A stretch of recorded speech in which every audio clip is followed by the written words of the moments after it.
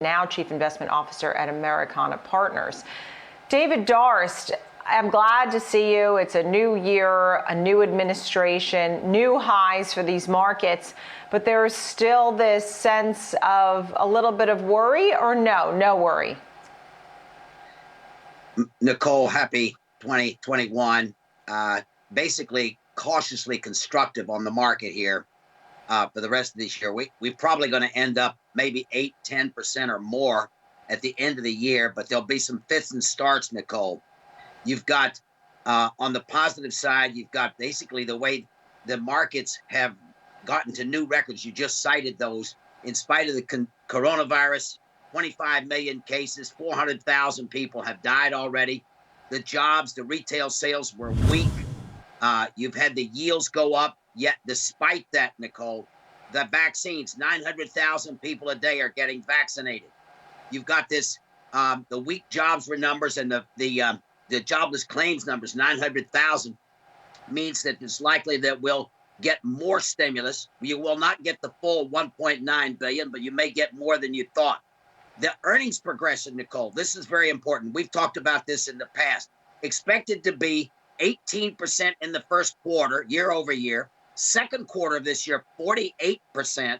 Third quarter, 15%, Nicole. And fourth quarter, 18%. For the full year, 22%. So the market could theoretically, if it kept its price earnings ratio, it could go up the entire 22%. But it's not likely to, because interest rates, as George just mentioned, are likely, with the economy doing better, the Fed stimulus, which is continuing, housing, Philadelphia Fed. So I am very constructive here, but you got to expect, look, all of this is known by the market already. It's already reflected in market prices. There is this incredible speculation. You just talked about GameStop. You talked about these story stocks. You talk about stocks that are rising like crazy, low price stock. Individual investor participation has doubled in the past year. Tremendous options, call options buying, and record low yields, Nicole, for junk bonds, CCC rated, which are the lowest of the low rung bonds. They're yielding 6.42%, which is an all-time record low. Now, there's plenty of cash on the sidelines. You have corporate cash, you have government cash, and you have individual household sector cash. That's what's going to make the market lift.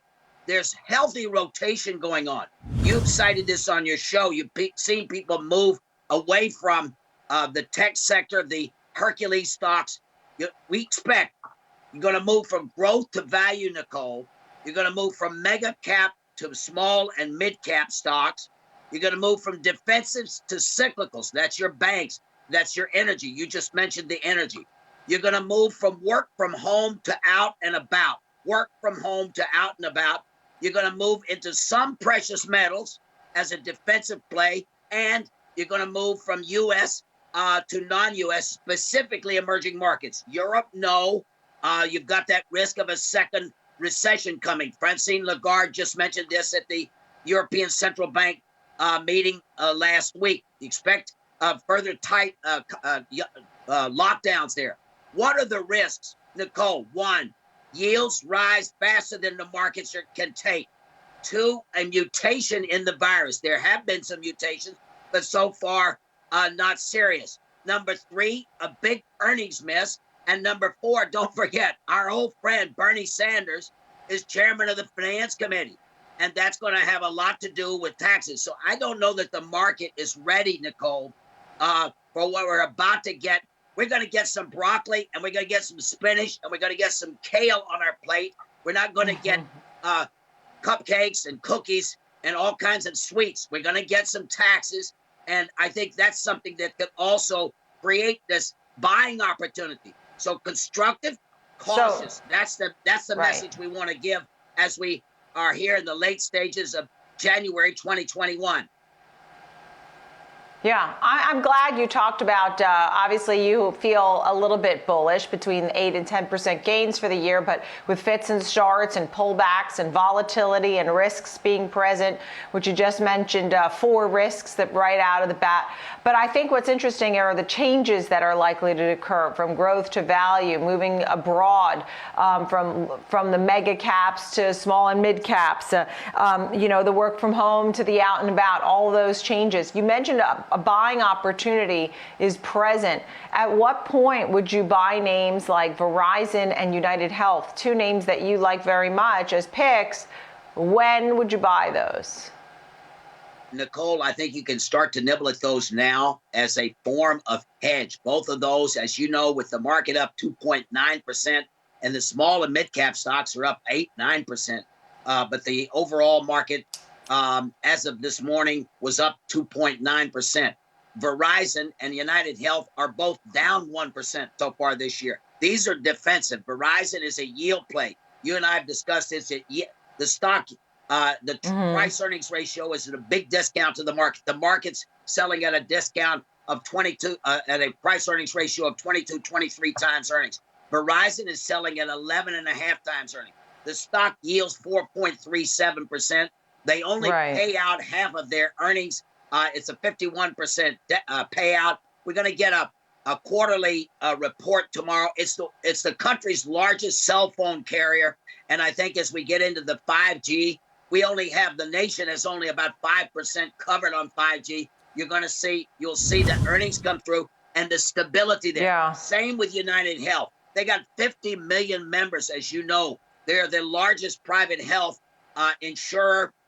They've got Optum, which is a pharmacy benefits manager. They are the leading provider of the Medicare Advantage, Part A, Part B, and for many people, Part D. They got a 22.5% return on equity, the 1.4% yield, and that's only a 30% payout. I think you can see, Nicole, a 13 to 15% earnings built in over the next 3 or 4 years when you'll have some shifting into these more solid, stable plays like Verizon and United Health.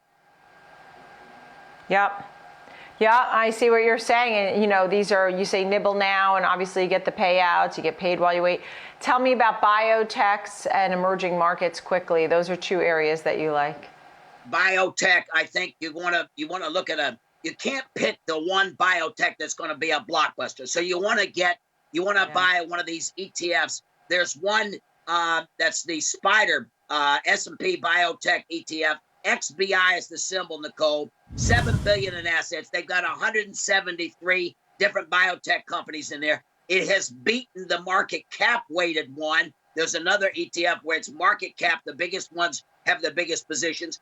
There's no pharma companies in this, and it has a very low expense ratio. So you want to get some exposure to this modernization. I think this whole, the speed with which we created this, the vaccine for the COVID has been just amazing, and you're going to see further big breakthroughs. So don't try to pick one, take them as a package. Similarly with emerging markets, they lagged the market tremendously over the last 10 years. Only 3.5% gain over the last 10 years, compounded from 2010 to 2020 for emerging markets. They're very attractively valued.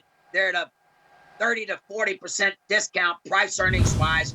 And you basically got this prospects of a big rebound in global growth. Now, why do you want to have emerging markets? You want to get some exposure, to manufacturing emerging markets. Yeah. That's Northern Asia, okay? You want to get some exposure to commodities emerging markets. That's your Brazils of the world, your African countries of the world. And then you want semiconductors. This is the crucial element of the technological revolution is semiconductors. And these emerging markets have big exposure. The largest one in the VWO, 78 billion in assets, very low expense ratio, 0.1% annual cost to have Vanguard manage that money for you. Yeah. Their largest single position is Taiwan Semiconductor Manufacturing Corporation. So you want to get some exposure to global growth technological change, and you get that through this emerging markets, Nicole.